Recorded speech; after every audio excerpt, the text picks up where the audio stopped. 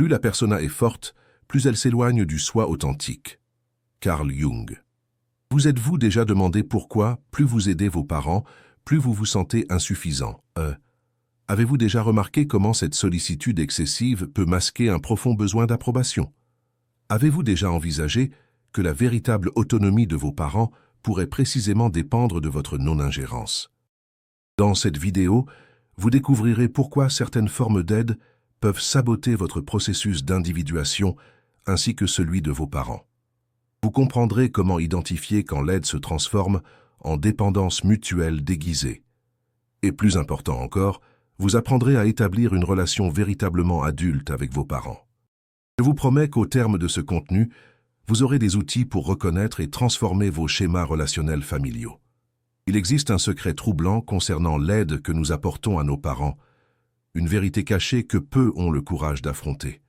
C'est comme s'il y avait un accord silencieux entre les générations, un échange invisible qui se déroule dans les profondeurs de la conscience. La nature de cet échange ne sera révélée que lorsque nous explorerons les profondeurs de l'inconscient familial. La véritable séparation arrive quand on ne craint pas la distance. Nous allons parcourir ensemble quelques portails symboliques qui révèlent comment cette dynamique opère en nous. Et restez jusqu'à la fin, car dans le 10e point, je vous révélerai un schéma surprenant qui pourrait bien saboter votre cheminement vers la connaissance de soi. Commençons. Le labyrinthe inversé. Quand l'enfant devient le guide. Il y a un moment dans la vie où les rôles familiaux commencent à s'inverser silencieusement. Ce qui était auparavant un mouvement naturel, des parents prenant soin de leurs enfants, subit une transformation progressive. Et c'est ainsi que commence une danse subtile, où des enfants adultes assument des responsabilités de plus en plus importantes envers leurs parents vieillissants. Imaginez quelqu'un qui a grandi en voyant sa mère comme un pilier inébranlable. Cette mère a toujours été celle qui pourvoyait aux besoins, celle qui résolvait les problèmes, celle qui ne montrait jamais de faiblesse. Avec le temps, cette même mère commence à montrer des signes de fragilité, peut-être physique, peut-être émotionnelle. Le fils, maintenant adulte, remarque ces signes avant même que sa mère ne les reconnaisse. Il commence à anticiper les besoins, à régler les questions financières, à prendre des décisions médicales, et quelque chose en lui s'éveille, un sens de but, d'utilité, de pouvoir. C'est comme si, pour la première fois, il pouvait rendre tout ce qu'il avait reçu. Mais subtilement, sans qu'il ne s'en rende compte, il commence à prendre plaisir à ce nouveau rôle. La fragilité de la mère nourrit son ego. Son identité commence à s'entrelacer avec ce rôle d'aidant, de sauveur. Et plus il en prend en charge, plus elle recule, s'abandonnant à une dépendance qui, bien qu'elle semble naturelle, pourrait lui voler l'autonomie qu'elle pourrait encore exercer. Reconnaissez-vous cette dynamique dans votre vie? Peut-être n'est-elle pas aussi explicite, peut-être se manifeste-t-elle par de petits gestes quotidiens. Le problème ne réside pas dans l'acte d'aider, mais dans le labyrinthe de motivations inconscientes qui nous poussent à faire plus que nécessaire, à intervenir lorsque nous devrions observer, à décider lorsque nous devrions soutenir. Jung nous a montré que l'inconscient cherche toujours à compenser ce qui est déséquilibré dans la conscience. Lorsque nous assumons le rôle de guide dans le labyrinthe de la vie de nos parents, nous compensons souvent notre propre insécurité, notre propre besoin d'être nécessaire. C'est le premier paradoxe auquel nous devons faire face. Parfois, aider moins, c'est donner plus. Permettre à nos parents d'affronter leurs propres défis dans la limite de leurs capacités peut être le plus grand cadeau que nous puissions leur offrir, et à nous-mêmes. Ombre qui se projette entre les générations. Toute aide porte en elle une ombre, et cette ombre, comme Jung nous l'a enseigné, contient tout ce que nous ne voulons pas reconnaître en nous-mêmes. Lorsque nous devenons les sauveurs de nos parents, quelle part de nous cachons-nous dans les ombres? Reconnaître l'ombre de l'aide est le premier pas vers la véritable générosité. Imaginez un homme d'âge mûr qui consacre des heures chaque jour à prendre soin de son père malade. Il organise les médicaments, les rendez-vous médicaux, prépare des repas spéciaux. Aux yeux de la société, c'est un fils exemplaire.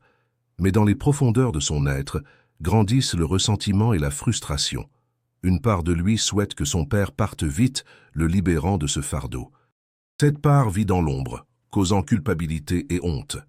Ce que ce fils ne perçoit pas, c'est qu'en niant ses sentiments, il les projette indirectement dans la relation. Son aide, bien que physiquement impeccable, est imprégnée d'une énergie de ressentiment que tous deux peuvent ressentir mais ne peuvent nommer. Le père, quant à lui, peut devenir plus dépendant comme une forme inconsciente de punir son fils pour ses sentiments inexprimés, créant un cycle vicieux de codépendance et de ressentiment. L'ombre de l'aide intergénérationnelle se manifeste sous des formes subtiles et insidieuses. Elle peut apparaître comme un contrôle excessif déguisé en sollicitude, comme une infantilisation masquée en protection, comme une invasion de la vie privée justifiée par l'inquiétude. Jung nous a montré qu'intégrer l'ombre ne signifie pas éliminer ces aspects, mais les reconnaître et les amener à la conscience. Lorsque nous reconnaissons qu'aider nos parents peut aussi nourrir notre ego, satisfaire notre besoin de contrôle ou apaiser notre culpabilité, nous pouvons enfin choisir d'aider de manière plus consciente et équilibrée. La véritable générosité naît lorsque nous reconnaissons les motivations sombres derrière nos bonnes actions. Lorsque nous acceptons que toute sollicitude n'est pas pure, que toute aide n'est pas désintéressée. C'est seulement à partir de cette acceptation que nous pouvons offrir une aide véritable, une aide qui honore à la fois nos besoins et ceux de nos parents. C'est le second paradoxe. Pour réellement aider, nous devons d'abord accepter la part de nous qui ne souhaite pas aider. Le masque de l'Éternel aidant Jung a appelé persona le masque social que nous utilisons pour interagir avec le monde. C'est le visage que nous montrons aux autres, souvent si bien ajusté que nous oublions que ce n'est qu'une façade et non notre essence complète. Et peu de personas sont aussi puissantes que celles du bon fils ou de la bonne fille. Pensez à la manière dont cette persona se manifeste dans votre vie. Peut-être êtes-vous connu dans la famille comme celui sur qui on peut toujours compter. Peut-être vos frères et sœurs vous appellent-ils lorsqu'il y a des problèmes avec vos parents, parce que vous savez toujours quoi faire. Peut-être vous êtes-vous forgé une réputation d'être le plus responsable, le plus attentif, le plus fiable. Imaginez une femme qui a bâti toute son identité autour du fait d'être la fille parfaite.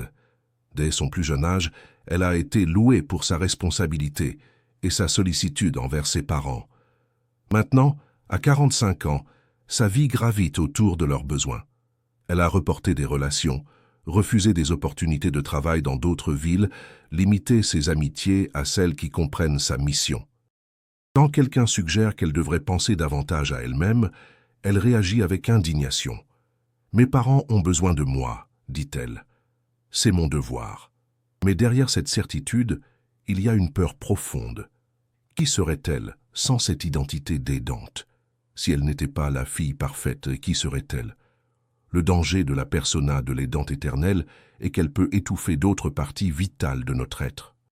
La spontanéité, la créativité, la sexualité, la colère, toutes ces énergies peuvent être sacrifiées sur l'autel du devoir filial. Et avec le temps, ces énergies réprimées chercheront à s'exprimer, souvent sous des formes destructrices. Quand le masque se fonde au visage, nous perdons la capacité de voir notre véritable reflet. La solution n'est pas d'abandonner complètement cette persona, mais en la reconnaissant comme une simple partie de qui nous sommes, en permettant à d'autres facettes de notre personnalité d'avoir aussi de l'espace pour s'exprimer. En se souvenant qu'être un bon fils ou une bonne fille ne signifie pas être non pas seulement un aidant, mais un être humain complet, avec ses propres besoins, ses rêves et ses limites. C'est le troisième paradoxe. Pour véritablement honorer nos parents, nous devons d'abord honorer notre propre intégrité, même les parties d'eux qu'ils pourraient ne pas approuver ou comprendre. Le héros qui se perd en sauvant. Dans l'univers jungien, l'archétype du héros est l'une des forces les plus puissantes qui façonnent notre psyché. C'est l'énergie qui nous pousse à surmonter les défis, à grandir, à transcender nos limitations. Mais lorsque cet archétype se fixe dans la dynamique familiale, nous transformant en sauveurs de nos parents, une dangereuse distorsion peut survenir. Vous êtes-vous déjà surpris à penser que vous êtes le seul à pouvoir résoudre les problèmes de vos parents? Avez-vous déjà senti que sans vous, tout s'effondrerait? Avez-vous déjà éprouvé un mélange d'épuisement et de fierté secrète d'être si indispensable? Quand le héros ne permet pas aux autres d'affronter leur propre dragon, il leur dérobe la chance de trouver leur propre force. Imaginez un homme qui, depuis l'adolescence, a assumé le rôle de chef de famille après le décès de son père. Il est devenu le conseiller de sa mère, celui qui répare tout, qui résout les problèmes financiers, qui protège. Maintenant, à 35 ans, il continue dans ce rôle, même si sa mère est parfaitement capable de gérer seule bon nombre de ses questions. Lorsqu'elle tente de prendre des décisions indépendantes, il la décourage subtilement, remettant en question ses choix, soulignant les risques, s'offrant pour s'en occuper. Il ne se rend pas compte qu'en agissant ainsi, il l'empêche de développer confiance en ses propres capacités. Plus profondément, il craint que, si elle devient vraiment autonome, son rôle héroïque ne perde son sens. Et alors, qui serait-il? L'archétype du héros sauveur, lorsqu'il est gonflé, crée une relation de dépendance qui diminue les deux parties. Le fils héros sacrifie des aspects de sa propre vie pour maintenir son rôle de sauveur. Les parents, à leur tour, sont progressivement privés d'opportunités de développer ou de maintenir leur autonomie, leur capacité à résoudre les problèmes, leur confiance en eux. Jung nous a montré que les archétypes sont des forces neutres qui peuvent se manifester de manière constructive ou destructive. Le véritable héroïsme filial ne consiste pas à tout faire pour ses parents, mais à être présent pendant qu'ils affrontent leurs propres défis. À offrir un soutien, non une substitution. À respecter leur chemin même quand il inclut des difficultés qu'il nous briserait le cœur de voir. C'est le quatrième paradoxe. Le vrai héros sait quand ne pas agir en héros. Corde d'affection qui emprisonne. L'amour, cette force que Jung considérait comme l'une des plus puissantes dans le processus d'individuation, peut aussi devenir une prison subtile lorsqu'il est mêlé à la dépendance émotionnelle. Particulièrement dans les relations entre parents et enfants adultes, ce que nous appelons amour peut cacher des liens de dépendance qui emprisonnent les deux côtés. L'amour véritable n'enchaîne pas, mais soutient l'autre dans sa liberté. Pensez à la dernière fois que vous avez aidé vos parents. Était-ce un acte né de la liberté ou du devoir, du désir authentique ou de la culpabilité, de la générosité ou du besoin d'être aimé? Imaginez une fille qui appelle sa mère tous les jours, sans exception. Elle justifie cette habitude comme une démonstration d'amour et de préoccupation. « C'est le moins que je puisse faire », dit-elle. Mais lorsque, pour une raison quelconque, elle ne peut pas appeler, elle est saisie d'une anxiété disproportionnée, d'un sentiment de culpabilité écrasant. Et sa mère, à son tour, devient irritable et accusatrice lorsqu'elle ne reçoit pas l'appel quotidien. Ce qui a commencé comme un geste d'affection s'est transformé en une obligation, une corde invisible qui les maintient toutes les deux dans un modèle de comportement rigide. Aucune des deux ne se rend compte que cette corde empêche la fille de développer son autonomie et la mère de trouver d'autres moyens de connexion sociale et de satisfaction émotionnelle.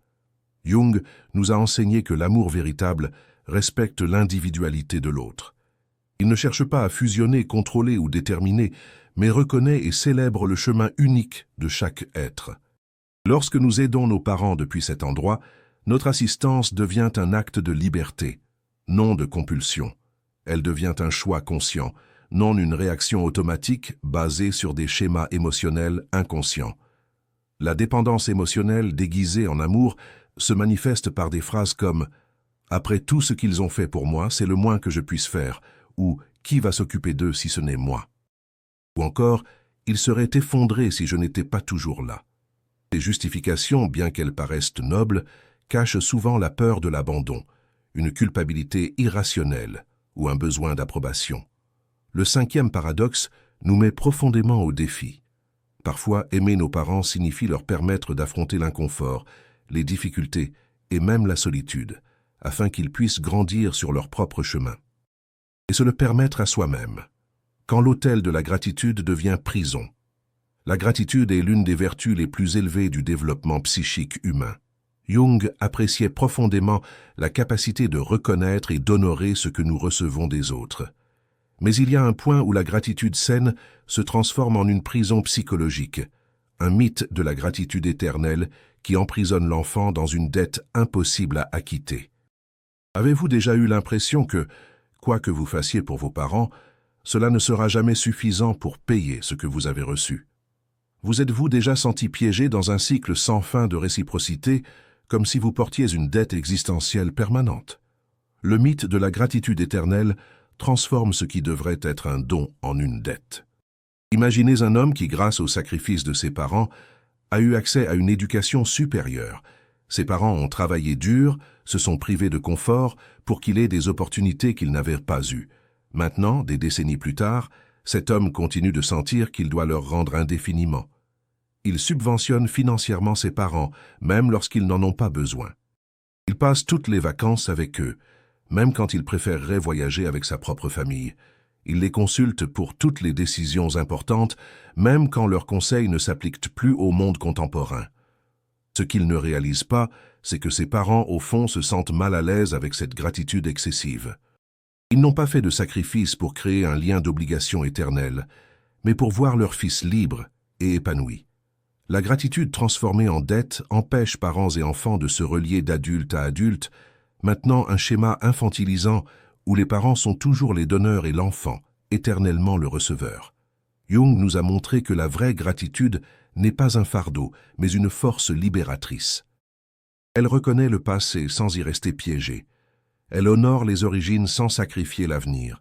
La gratitude saine dit « J'ai beaucoup reçu et j'en suis reconnaissant. Et la meilleure façon d'honorer ce don est de vivre pleinement ma propre vie. » Le sixième paradoxe nous révèle quelque chose de surprenant. La meilleure façon d'exprimer sa gratitude à nos parents peut être précisément de nous libérer et de les libérer de la tyrannie de la gratitude éternelle.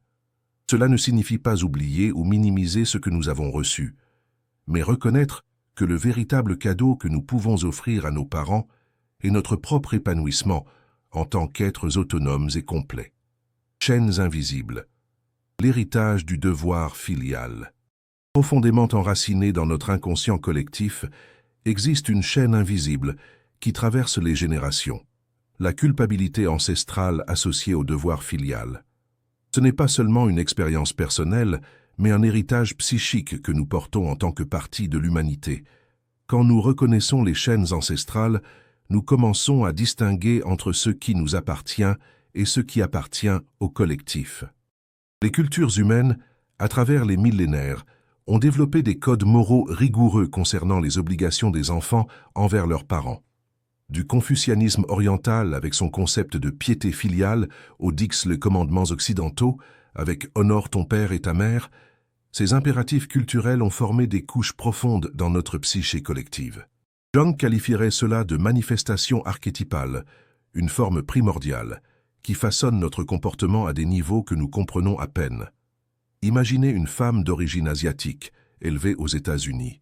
Bien qu'elle ait absorbé les valeurs individualistes occidentales, elle ressent une culpabilité inexplicable de ne pas vivre avec ses parents âgés, comme ce serait traditionnel dans sa culture d'origine.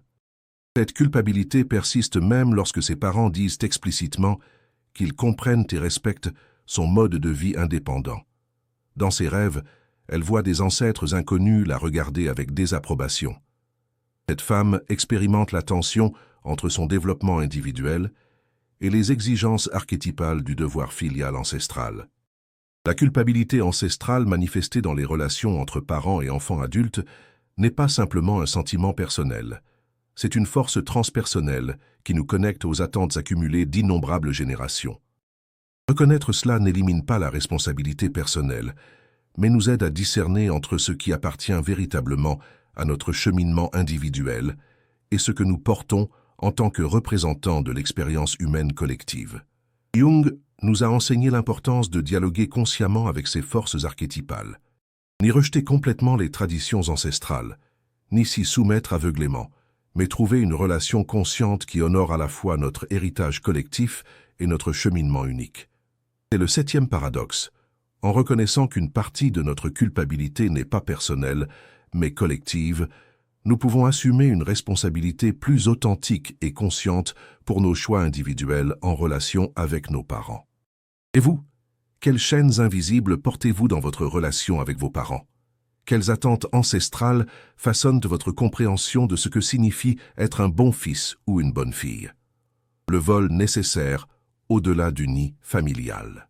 L'individuation, ce concept central de la psychologie analytique de Jung, est le processus par lequel nous devenons des individus psychologiquement différenciés, intégrant les aspects conscients et inconscients de notre personnalité. Et peu de relations, défie autant ce processus que le lien avec nos parents. Seul peut véritablement revenir celui qui a d'abord eu le courage de partir. Pensez à la manière dont vous vous rapportez à vos parents aujourd'hui. Pouvez-vous être en désaccord avec eux ouvertement? Pouvez-vous faire des choix qu'ils désapprouvent? Pouvez-vous établir des limites claires en disant non si nécessaire? Ou vous voyez-vous encore prisonnier de schémas d'obéissance, de soumission ou de rébellion qui ressemblent plus à une adolescence prolongée qu'à une maturité authentique? Imaginez un homme de 40 ans qui n'a jamais remis en question les valeurs religieuses de ses parents. Il continue à pratiquer la même foi, à fréquenter les mêmes rituels, bien qu'il ait secrètement des doutes et des questionnements. Il craint que l'expression de ses doutes ne blesse profondément ses parents. Alors il maintient une façade de conformité. Dans des rêves récurrents, il se voit piégé dans une maison aux fenêtres verrouillées. Cet homme n'a pas encore réalisé la séparation psychologique nécessaire à son individuation. Sa loyauté externe le maintient dans un état de fausseté interne divisé. Jung nous a montré que la véritable individuation n'est pas simplement de s'éloigner physiquement de ses parents, mais de se différencier psychologiquement. C'est développer la capacité de reconnaître « cette pensée est mienne, pas la leur ». Cette valeur est mienne, pas une simple répétition ou un rejet de ce que j'ai reçu. Ce sentiment m'appartient, ce n'est pas seulement une réaction à eux. La séparation saine ne signifie pas abandonner ses parents ou couper les liens émotionnels. Cela signifie transformer la nature de ces liens, d'une relation basée sur la dépendance infantile ou la rébellion adolescente à une connexion entre adultes qui se reconnaissent dans leur individualité. Le 8e paradoxe nous révèle que la véritable proximité avec nos parents n'est possible que lorsque nous nous sommes suffisamment différenciés d'eux. Ce n'est que lorsque nous pouvons être véritablement séparés que nous pouvons choisir d'être véritablement ensemble. Ceci peut être le travail le plus difficile et le plus important de nos vies, et aussi le plus libérateur, pour nos parents et pour nous. Dragons parentaux, l'affrontement inévitable. Dans le cheminement de l'individuation, arrive un moment où nous devons confronter ce que Jung appellerait le complexe parental. Ces images internes puissantes que nous avons formées de nos parents et qui continuent d'influencer notre psyché, indépendamment de ce que nos parents réels sont actuellement. Transformer le complexe parental, c'est libérer aussi bien l'image du père que l'enfant intérieur. Ces dragons parentaux ne sont pas nos parents réels, mais des constructions psychiques chargées d'émotions que nous avons formées dans l'enfance et qui continuent d'exercer un pouvoir sur nous à l'âge adulte. Tant que nous n'aurons pas confronté ces complexes, notre aide à nos parents restera contaminée par des projections inconscientes. Imaginez une femme qui, dans son enfance, a vu son père comme une figure distante et critique. Maintenant, à 50 ans, elle s'occupe de son père âgé et malade. Bien qu'il soit devenu un homme doux et vulnérable, elle continue de le percevoir à travers la lentille du complexe paternel non résolu, voyant des critiques là où il n'y a que des commentaires neutres, interprétant toute demande comme une exigence excessive. Elle s'efforce d'être la soignante parfaite, mais elle se ressent intérieurement, cherchant toujours une approbation qu'elle ne croit jamais recevoir. Le père réel, dans sa vulnérabilité actuelle, se confond avec le père interne, le dragon, qui n'a jamais été confronté. Jung nous a enseigné que la véritable maturation exige que nous fassions la distinction entre les parents réels, des êtres humains faillibles, avec leurs propres blessures et limitations, et les images parentales internalisées que nous portons. Ce processus ne consiste pas à blâmer les parents pour les erreurs du passé, mais à assumer la responsabilité de nos propres projections et distorsions. La confrontation avec ces dragons parentaux est rarement un événement unique et dramatique. C'est plus souvent un processus graduel de reconnaissance, de différenciation et d'intégration. Cela peut se produire à travers les rêves, lors de conflits apparemment triviaux, ou dans des moments d'insight durant la thérapie. C'est un travail intérieur profond, qui transforme non seulement la façon dont nous voyons nos parents, mais aussi la façon dont nous nous rapportons à l'autorité, à l'intimité et à notre propre identité. Le 9e paradoxe nous révèle que, pour véritablement aimer et aider nos parents réels au présent, nous devons d'abord confronter et transformer les parents internalisés que nous portons du passé. Demandez-vous, quand j'aide mes parents, est-ce que je vois réellement qui ils sont aujourd'hui, ou est-ce que je réagis à des figures de mon passé? Rencontre significative sur le chemin de la libération. Jung a introduit le concept de synchronicité pour décrire des coïncidences significatives qui semblent connectées non pas par causalité, mais par signification. Dans les relations familiales, ces moments de synchronicité surgissent souvent précisément lorsque nous sommes en train de transformer nos schémas d'aide et de dépendance. La vie nous offre des miroirs synchroniques, précisément quand nous sommes prêts pour un nouveau niveau de conscience. Avez-vous déjà vécu des situations apparemment coïncidentes qui semblaient apporter un message important sur votre relation avec vos parents? Des personnes qui surgissent inopinément avec des conseils pertinents, des livres qui vous tombent entre les mains au moment exact, des rêves qui semblent répondre à des questions non formulées? Imaginez un homme qui a toujours été le solutionneur de problèmes pour sa mère veuve. Pendant des années, il s'est occupé de toutes les affaires pratiques, depuis la réparation du robinet jusqu'à la gestion de ses finances.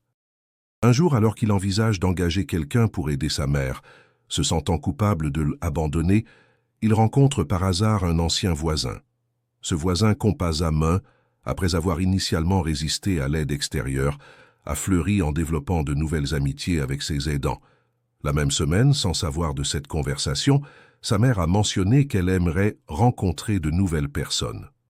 Ces événements synchronistiques confirment la direction vers laquelle sa psyché se dirigeait déjà, lui offrant le courage de faire un pas nécessaire. Jung nous a montré que la synchronicité apparaît fréquemment comme un guide lors de moments de transition psychologique importante. Lorsque nous sommes en train de transformer d'anciens schémas familiaux, le monde autour de nous semble conspirer pour nous offrir des signes et des confirmations. Ces rencontres significatives ne sont pas de simples coïncidences, mais des moments où l'interne et l'externe s'alignent, révélant un schéma plus profond qui était auparavant invisible.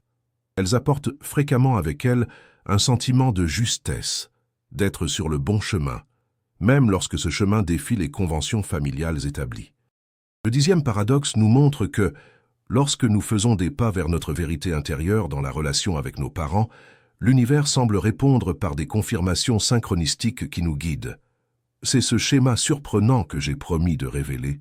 La vie nous offre toujours des guides et des signes, lorsque nous sommes sur le point de transcender un ancien schéma de relation familiale. Le miroir parental. Les reflets de l'âme enquêtent les concepts jungiens d'anima et d'animus, les aspects féminins et masculins qui habitent l'inconscient de chaque personne, s'expriment puissamment dans notre relation avec les parents. Fréquemment, ce qui nous pousse à aider excessivement nos parents sont des projections inconscientes de ces énergies archétypales. Lorsque nous reconnaissons notre père ou notre mère comme des projections de notre propre âme, la véritable relation peut enfin commencer. Pensez à la façon dont vous vous reliez à votre père ou à votre mère. Y a-t-il en eux une qualité que vous idolâtrez ou démonisez? Un aspect qui provoque en vous des réactions émotionnelles intenses et apparemment disproportionnées? Ce peuvent être des signes de projection, anima, animus, en action. Imaginez une fille qui voit sa mère comme l'incarnation de la perfection nourricière, la figure qui sait tout sur les relations et le soin émotionnel. Cette fille, une cadre supérieur réussie dans sa carrière, se sent profondément inadéquate en matière émotionnelle comparée à sa mère. Elle consulte sa mère sur chaque détail de ses relations, ignore sa propre intuition en faveur des conseils maternels. Ce qu'elle ne perçoit pas, c'est qu'elle projette sa propre anima, son principe féminin intérieur, sur la mère externe. Cette projection la maintient dans un état infantilisé en matière émotionnelle, tout en idéalisant la mère, ne lui permettant pas de voir ses limites et son humanité. De la même manière, un fils peut projeter son animus, son principe masculin interne, sur le père, soit en l'idéalisant comme la personnification de la force et de la sagesse qu'il ne croit pas posséder lui-même, soit en le diabolisant comme le détenteur de toutes les qualités masculines négatives qu'il rejette en lui-même. Jung nous a enseigné que le processus d'individuation exige le retrait de ces projections et l'intégration de ces énergies dans notre propre psyché. Tant que nous continuerons à voir nos parents comme porteurs de parties de notre propre âme, notre relation restera déformée par des attentes inconscientes et des besoins non reconnus. Le 11e paradoxe nous montre que, pour vraiment voir et aider nos parents tels qu'ils sont, Nous devons d'abord récupérer les parties de notre âme que nous avons projetées en eux. Ce n'est que lorsque nous reconnaissons le père ou la mère archétypaux en nous que nous pouvons nous relier à nos parents réels de manière mature et intégrée. Ceci peut être le travail le plus subtil et le plus profond de notre vie adulte. Récupérer nos projections pour pouvoir enfin voir et aimer nos parents dans leur véritable humanité. La mémoire collective des relations familiales, l'inconscient collectif, ce vaste réservoir d'expériences humaines accumulées que Jung a identifié, contient des schémas puissants liés à la famille et au devoir filial. Ces schémas transcendent les cultures et les époques, influençant profondément la façon dont nous concevons notre rôle par rapport à nos parents. Les racines du devoir filial plongent dans le sol le plus profond de l'expérience humaine collective. Vous êtes-vous déjà demandé pourquoi le thème des relations entre parents et enfants adultes apparaît si fréquemment dans les mythes, les contes de fées et les histoires sacrées de toutes les cultures? Pourquoi tant de récits tournent-ils autour du départ du foyer, du retour au foyer, du soin ou de l'abandon des parents? Imaginez une personne qui, malgré une relation raisonnablement saine avec ses parents, ressent une anxiété disproportionnée à l'idée de vivre dans un autre pays. Cette anxiété ne vient pas seulement de son histoire personnelle, mais touche à une peur archétypale d'abandon et de trahison qui résonne à travers l'expérience humaine collective. Des histoires comme celle du fils prodigue, de Télémaque cherchant Ulysse, d'Antigone enterrant son père, tous ces récits vivent non seulement comme des histoires externes, mais comme des schémas internes qui façonnent nos attentes et nos réponses émotionnelles. Jung nous a montré que l'inconscient collectif s'exprime à travers des images primordiales, les archétypes qui influencent notre comportement même lorsque nous n'en sommes pas conscients. L'archétype de la grande-mère, celui du père sage, celui de l'enfant éternel. Tous ces schémas primordiaux colorent notre perception de nos parents réels et de nos obligations envers eux. Lorsque nous aidons nos parents, nous ne répondons pas seulement à notre histoire personnelle avec eux, mais aussi à ces schémas collectifs profondément enracinés. Reconnaître cela ne diminue pas notre responsabilité individuelle, mais élargit notre compréhension, nous permettant de distinguer ce qui appartient véritablement à notre relation unique avec nos parents et ce que nous portons en tant que représentants de l'expérience humaine collective. Le 12e paradoxe révèle que, en reconnaissant les dimensions archétypales et collectives de notre relation avec nos parents, nous pouvons libérer cette relation d'attente impossible, permettant une connexion plus authentique et humainement possible. Ces schémas ne sont pas seulement là-bas dans les mythes et les histoires, ils vivent en nous, modelant nos actions et nos réactions les plus intimes, de la dépendance à la danse. Deux êtres complets. Lorsque la transformation de la relation avec nos parents se produit enfin, ce qui était auparavant une dynamique de dépendance ou de contrôle se transmute en quelque chose d'entièrement nouveau, une danse entre êtres complets, chacun respectant l'intégrité et le chemin de l'autre. Lorsque deux cercles se rencontrent, sans se fondre, naît une nouvelle géométrie de l'amour. Cette transmutation ne se produit pas automatiquement ni sans effort. C'est le résultat d'un travail intérieur constant, l'intégration de l'ombre, la reconnaissance des projections, la confrontation avec les complexes parentaux, le processus d'individuation. Imaginez une fille qui, après des années à s'occuper compulsivement de sa mère anxieuse, reconnaît finalement les schémas inconscients qui motivaient ce comportement.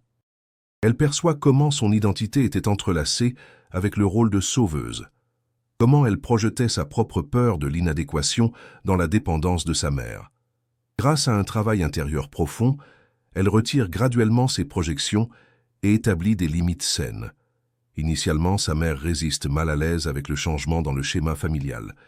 Mais avec le temps, quelque chose de surprenant se produit. Libérée de la dynamique de dépendance, la mère commence à découvrir des ressources internes qu'elle ne savait même pas posséder. Elle développe de nouvelles amitiés, des intérêts, des capacités. La fille, à son tour, découvre des parties d'elle-même qui avaient été sacrifiées sur l'autel du soin compulsif. Et lentement, un nouveau type de relation émerge entre elles, non plus basé sur le besoin, mais par choix. Non plus par devoir, mais par amour authentique. Jung nous a montré que la véritable rencontre entre deux personnes n'est possible que lorsque chacune est en contact avec son propre centre. Quand nous nous lions à partir de notre totalité, non de notre manque, nous créons l'espace pour que l'autre soit également complet. Aider nos parents depuis cet espace transformé signifie offrir une assistance qui respecte leur autonomie et leur dignité. Cela signifie reconnaître quand notre aide est réellement nécessaire et quand elle n'est qu'une habitude ou un besoin émotionnel qui nous est propre. Cela signifie leur permettre d'affronter leurs propres défis dans les limites de leurs capacités, en offrant un soutien sans prendre le contrôle. Le 13e paradoxe nous révèle que la véritable aide ne crée pas de dépendance, mais promeut l'indépendance. Elle ne rabaisse pas, mais dignifie. Elle ne contrôle pas, mais libère. C'est cela l'alchimie relationnelle que Jung a identifié comme le potentiel le plus élevé des relations humaines, la capacité de trouver l'autre comme un véritable toi, non comme une extension ou une projection de nous-mêmes. Le cercle sacré. Ni dedans ni dehors, mais ensemble. Nous arrivons au point où le cercle se complète, où nous comprenons que cesser d'aider nos parents ne signifie pas les abandonner, mais transformer la qualité et la nature de cette aide. Il s'agit d'établir une nouvelle façon d'être ensemble, ni fusionnés dans la dépendance, ni séparés dans l'indifférence, mais connectés dans une liberté mutuelle. La véritable aide est celle qui devient éventuellement inutile. Cet échange invisible que j'ai mentionné au début, ce secret troublant concernant l'aide à nos parents, se révèle maintenant dans toute sa plénitude. Quand nous aidons inconsciemment, ce n'est souvent pas pour leur bénéfice, mais pour satisfaire nos propres besoins non reconnus. C'est un échange où nous donnons apparemment beaucoup, mais où nous recevons secrètement beaucoup aussi. Identité, but, contrôle, absolution de culpabilité, amour conditionnel. La véritable aide, en revanche, émane du débordement de notre propre intégrité. Ce n'est pas un sacrifice qui nous vide, mais une générosité qui nous remplit. Ce n'est pas un devoir que nous accomplissons à contre-cœur, mais un choix que nous faisons librement. Imaginez un cercle sacré où vous et vos parents pouvez vous rencontrer en tant qu'adultes, chacun respectant le chemin unique de l'autre. Dans ce cercle, l'aide coule naturellement quand elle est nécessaire, sans créer de dépendance. Les limites sont claires, mais non rigides. La vérité peut être dite, même quand elle est difficile. Le passé est honoré, mais ne détermine pas le présent. Jung nous a enseigné que l'individuation n'est pas un chemin vers l'isolement, mais vers une forme plus authentique de connexion. Quand nous devenons plus pleinement nous-mêmes, paradoxalement, nous devenons plus capables d'une véritable rencontre avec l'autre. C'est la sagesse finale qui émerge de notre cheminement. Cesser d'aider nos parents dans le sens de les contrôler, de les remplacer ou de les infantiliser, nous permet de commencer à réellement être avec eux, présents, attentifs, respectueux. Et dans cet être véritable, nous découvrons une forme d'aide qui n'emprisonne pas mais libère, qui ne diminue pas mais dignifie, qui honore autant notre individualité que notre appartenance. Si cette vidéo a touché